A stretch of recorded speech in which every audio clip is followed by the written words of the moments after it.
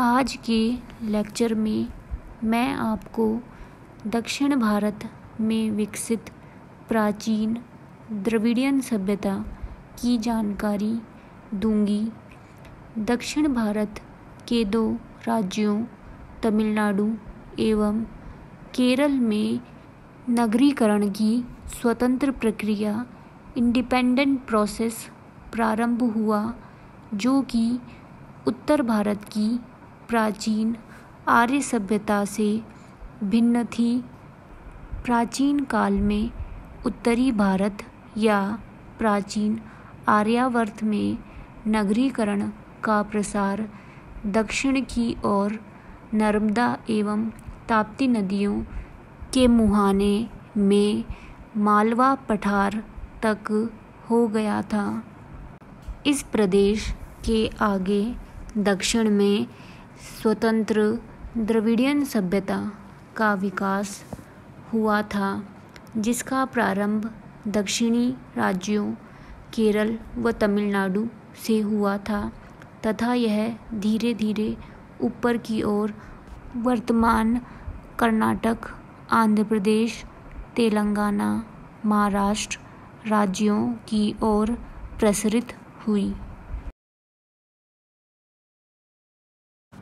दक्षिण भारत में विकसित प्राचीन द्रविडियन सभ्यता की उत्पत्ति को अभी भी पूरी तरह से नहीं समझा गया है तथा इसमें और अधिक ऐतिहासिक तथा आर्कियोलॉजिकल इंक्वायरी की आवश्यकता है। द्रविडियन सभ्यता की जानकारी हमें आर्कियोलॉजिकल प्रमाणों तथा संगम साहित्य के अध्ययन से प्राप्त होती है। दक्षिण भारत में सबसे पूर्व मानव बसाव के आर्कियोलॉजिकल प्रमाण एविडेंसेस 2300 से 1800 BCE के मध्य मिलते हैं। ये अधिवास ग्रेनाइट पहाड़ियों, ढालों व पठारी क्षेत्रों में निर्मित थे। खाद्यान्न फसलों तथा पशुपालन के भी प्रमाण मिलते हैं। इसी के साथ handmade pottery, stone tools, terracotta objects भी खुदाई से प्राप्त हुए हैं।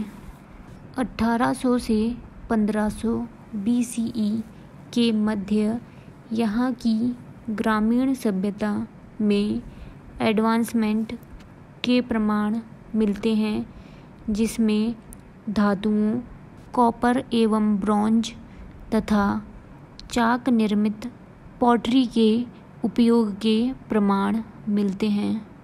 चैल्कोलिथिक कल्चर धात्विक सभ्यता का और अधिक विकास 1400 से 1050 BCE के मध्य हुआ, जिसमें धातुओं का उपयोग बढ़ता गया।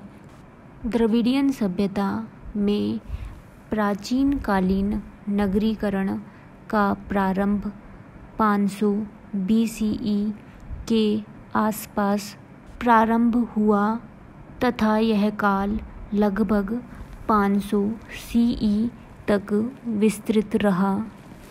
मैप में आप दक्षिण भारत की नदियों की स्थिति देख सकते हैं, जिनके किनारे प्राचीन द्रविडियन नगरों की उत्पत्ति एवं विकास हुआ।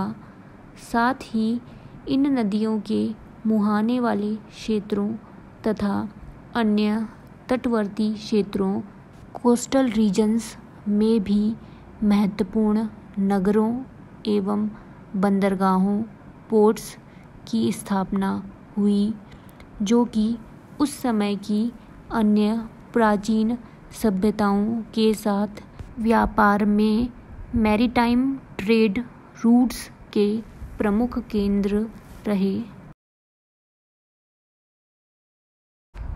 प्राचीन कालीन द्रविडियन नगरों के बारे में हमें विस्तार से जानकारी तमिल भाषा में लिखे गए संगम साहित्य तथा अन्य क्लासिकल तमिल लिटरेचर से प्राप्त होती है। तमिल संगम साहित्य प्राचीन काल में दक्षिण भारत में विकसित द्रविडियन सभ्यता के नगरों के बारे में विस्तार से जानकारी देते हैं। साथ ही उस समय की कल्चर सोसाइटी की भी जानकारी हमें तमिल संगम साहित्य तथा अन्य तमिल लिटरेचर से प्राप्त होती है। 300 BCE के आसपास उत्तर भारत से ब्राह्मण्स, बौद्ध तथा जैन भिक्षु आदि दक्षिण भारत की ओर प्रवास करने लगे थे तथा यहाँ बसने लगे, जिससे द्रविडियन नगरों की सभ्यता व संस्कृति तथा सामाजिक संरचना उत्तर भारत की आर्य सभ्यता से प्रभावित होने लगे। परंतु द्रविडियंस ने अपनी विशिष्ट संस्कृति, ट्रेडिशंस तथा सोशल कस्टम्स को बनाए रखा। प्राचीन तमिल नगरों में राजा का महल तथा मंदिर केंद्रीय स्थिति में होते थे, जो कि चारों ओर से दीवारों से घिरे होते थे। हालांकि पूरा शहर दीवारों से घिरा नहीं होता था। बिल्डिंग्स ईंटों की बनाई जाती थी, जो कि मोर्टार गारे से जोड़ी जाती थी।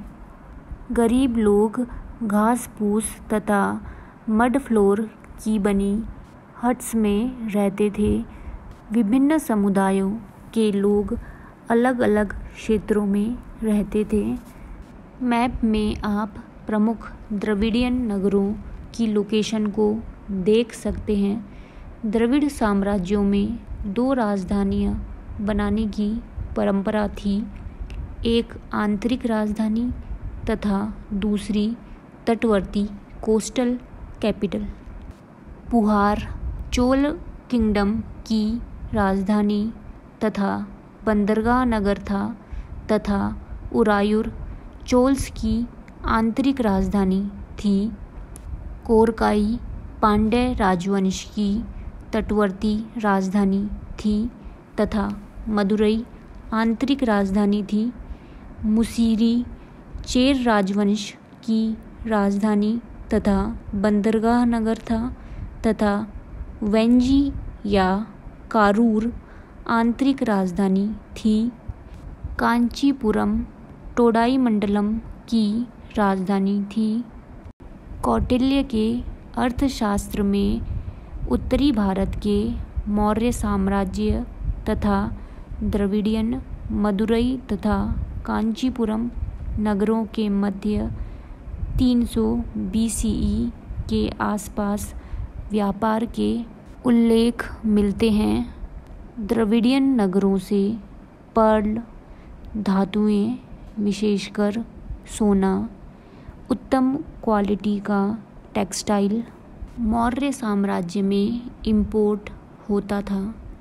इसी तरह द्रविडियन नगरों का अरेबियन, ग्रीक तथा रोमन सभ्यता के लोगों के साथ व्यापार होता था।